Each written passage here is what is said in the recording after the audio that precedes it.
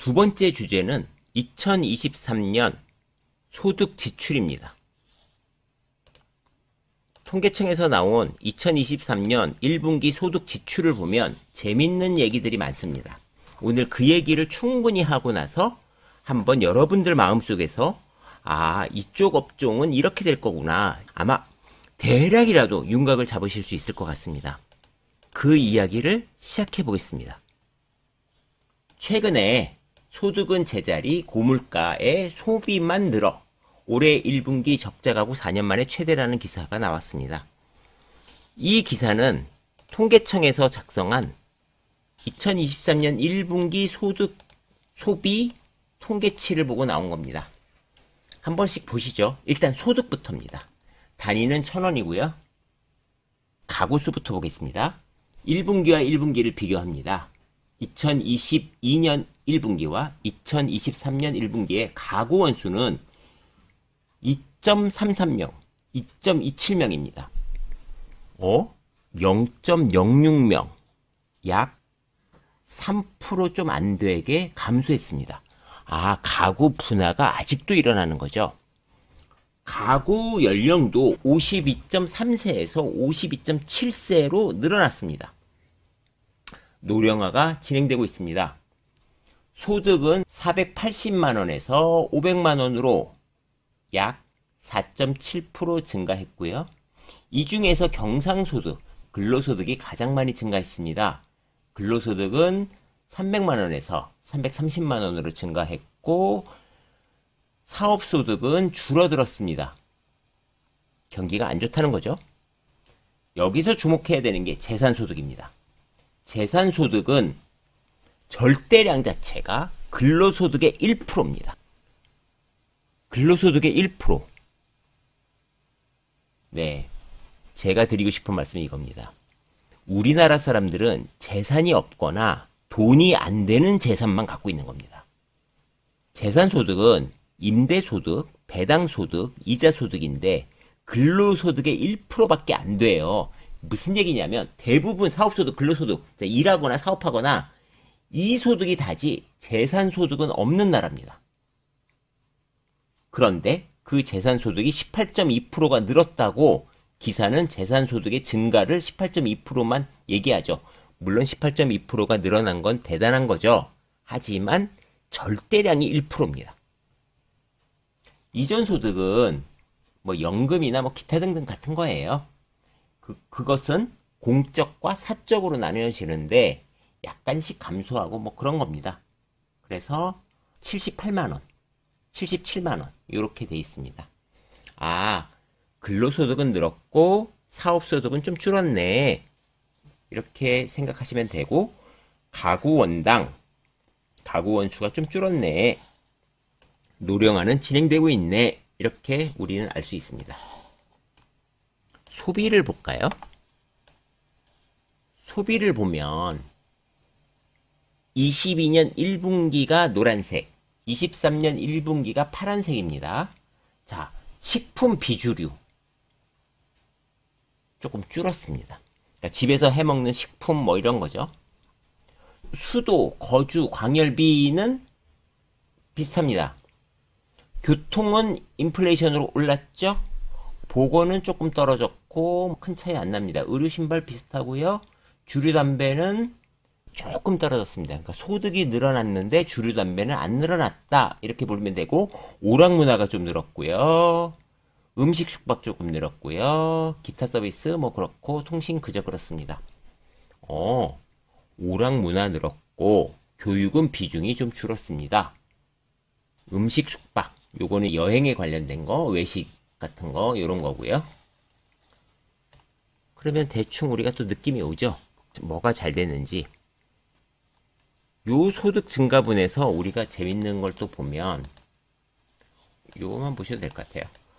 빨간 게 명목소득이고 파란 게 실질소득입니다. 그러니까 실제로 인플레이션에 이런 거 제외하고 보면 우리가 작년도에 3, 4분기에 마이너스였다가 지금 거의 0. 그러니까 실제로 소득은 4.7% 늘었지만 인플레이션 감안하고 실질 소득 보니까 제자리야, 제자리. 늘어난 거 아니야. 이런 거죠. 과거에는 좀씩 늘었는데 위에 있었잖아요. 파란 게. 사회적인 부가 좀 쌓였는데 지금은 사회적인 부가 까먹었다가 그래도 올라온 거네요. 네. 이렇게 되고 있습니다. 이렇게 작년 3분기를 마지막으로 해서 올라왔던 걸 보고 우리가 다시 지수를 보니까 작년 3분기에 바닥을 찍고 올라오는 그림도 이해가 됩니다. 결과론적이지만 뭐 이해는 됩니다. 자, 보실까요? 더 구체적으로 들어가 보겠습니다. 중요한 식료품 비주류 구성 항목에서 보면 좀 작지만 곡물은 줄어버렸고요. 나머지는 다 비슷해요. 육류도 조금 줄었고요. 그래서 구성비가 곡물만 조금 차이가 나 보이고 나머지는 조금씩 비슷하고 신선도 좀 줄었고 이런 겁니다. 네.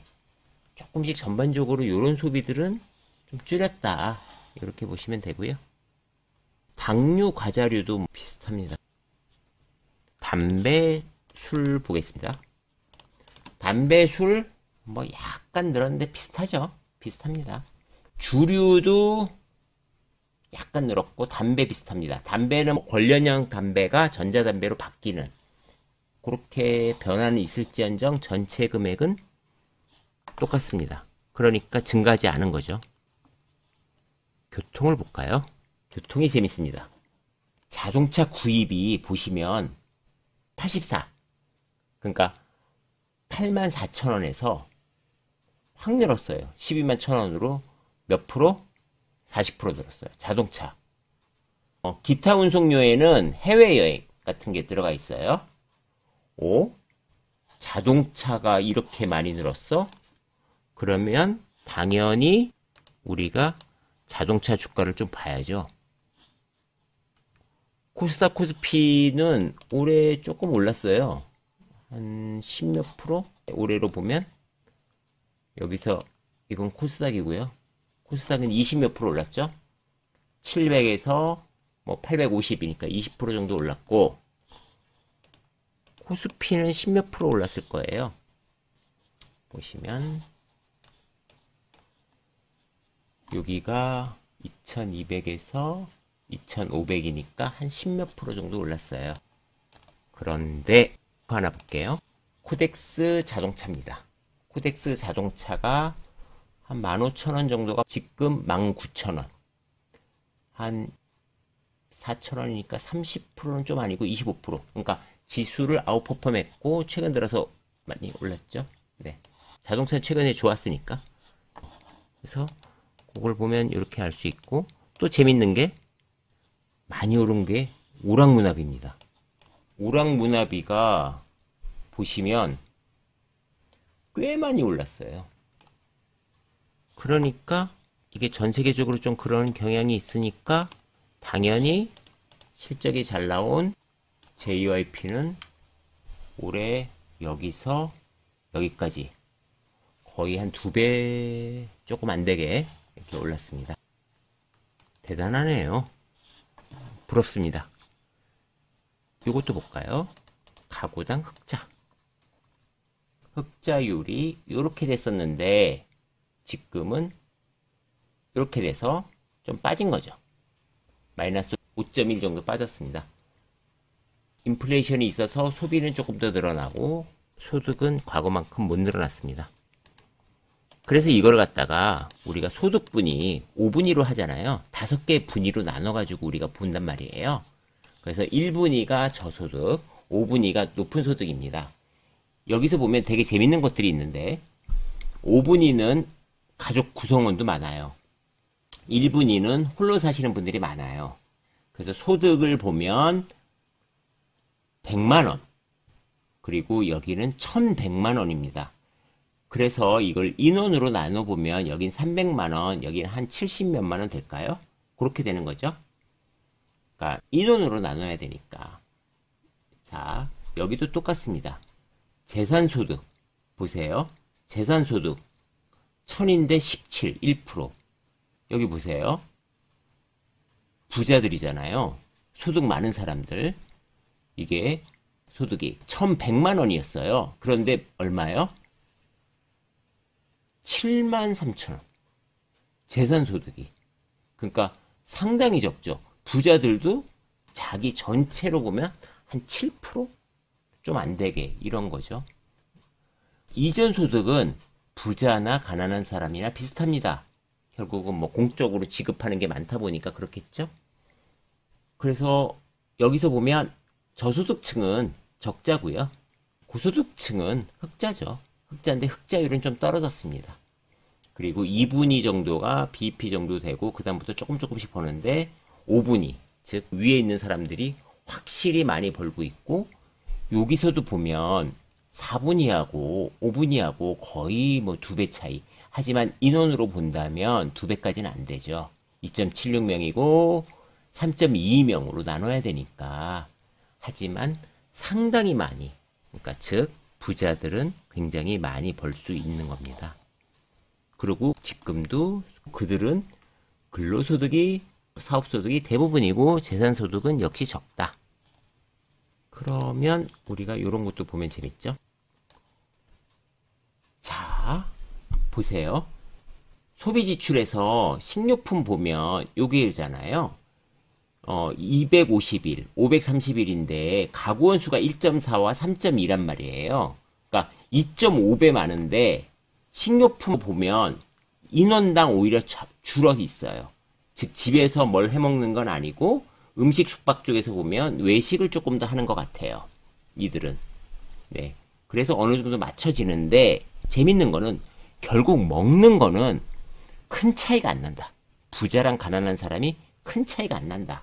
자, 담배도 보세요. 술, 담배도 보세요. 그러니까 인원이 1.43명, 3.22명인데 23, 48이잖아요. 2배잖아요. 인원은 2배가 넘는데, 즉 부자들 술, 담배 잘 안 한다. 알 수 있고요. 의류 신발 보시면 43에서 241. 많이 쓴다. 5배니까요. 수도 강열 큰 차이 안 난다. 인원으로 보니까. 그죠? 큰 차이 안 납니다. 보건도 보면요. 180에서 394. 큰 차이 안 납니다. 인원을 보니까요. 즉 여기까지 보면 의류 신발은 부자들이 많이 쓰는구나. 교통을 보시면요. 확연하게 많이 삽니다. 자가용 많이 갖고 다니고 고급차 많이 갖고 다니는구나. 통신 별 차이 안 납니다. 인원 대비해 보면요. 오락문화 많이 차이 납니다. 그리고 어마어마하게 차이 나는 게 교육입니다. 34, 584. 18배 정도 차이 나는 거죠. 인원은 2.5배니까 차이는 교육에서 엄청납니다. 하지만 이쪽도 교육은 엄청 늘렸고 여기는 늘리지 않았죠. 여기는 늘렸고 여기는 줄었고 지금 교육은 이렇습니다. 여기 조금 늘었고 교육 차이가 어마어마하다. 요것을 보면서 우리가 느낌을 좀 가질 수 있죠. 부자들이 돈을 어디다 쓰는지 알 수 있습니다. 그러면 우리나라의 중산층은 도대체 어느 정도 비율이야? 외국하고 비교해서 2019년도 자료고요. 우리나라는 2012년 자료. 조금 비슷한데 뒷자료 보시면 더 정확한데 대충 보시죠. 61%. 일본 65%, 미국 51%입니다. 중간층이요. 영국 58%. 선진국인 미국, 영국은 조금 더 중산층이 낮고 그 다음번에 독일, 유럽들은 중산층이 좀 두툼합니다. 200% 초과. 그러니까 굉장히 부자의 비율은 미국이 확실히 높았습니다. 다른 나라는 좀 비슷합니다. 그리고 핀란드나 스웨덴은 좀 작고요. 그런데 50% 이하가 한국이 높아요. 미국 높아요. 일본 괜찮아요. 그래서 높은 나라 두 개 보면 한국하고 미국. 200% 초과는 7%고 14%. 그러니까 무슨 얘기냐면 상위하고 하위하고 미국은 비슷한데 우리는 하위가 많고 상위는 적고 중간은 많습니다. 이렇게 보시면 확연하게 좀 차이가 나죠. OECD 평균으로 보면 중간은 똑같고 초과는 좀 부족하고 그 다음번에 하위는 많습니다. 그래서 요것들이 또 어떻게 진행되고 있느냐를 데이터를 또 보면 요런 데이터가 보입니다. 비슷합니다. 지금 파란색은 가계금융복지조사고 주황색은 가계동향조사인데 뭐 비슷하게 있고 뭐 여기 점유율은 조금씩 올라가고 있고 뭐 그렇습니다. 나쁘지 않습니다. 그래서 생각보다 괜찮다. 부자들만 좀 더 만들어지고 하층만 조금만 줄이면 된다. 그런데 계층 간의 이동 중에서 우리가 요소들이 있는데 그 요소들이 뭐냐? 가구 내에 취업자가 증가해야지 우리가 상위로 가고 근로소득이 증가해야 되고 나이가 젊어야 됩니다. 그런데 우리는 요거는 차지하고라도 요게 문제죠. 아까 가구 평균 나이가 많아지고 있습니다. 그래서 우리는 요것들이 결국은 중산층이 빈곤층으로 갈 확률이 높아지고 있는 겁니다. 그래서 이런 것들을 보면서 우리가 위치가 어디 있고 부자들은 어디다 돈을 쓰고 우리가 인구 구조가 이렇게 되니까 이쪽 사람은 피해야겠다, 이쪽 사람은 좋겠다 이런 것들을 우리가 소비 통계로도 한번 파악할 수 있었습니다. 그래서 두 번째 챕터는 여기서 마치도록 하겠습니다.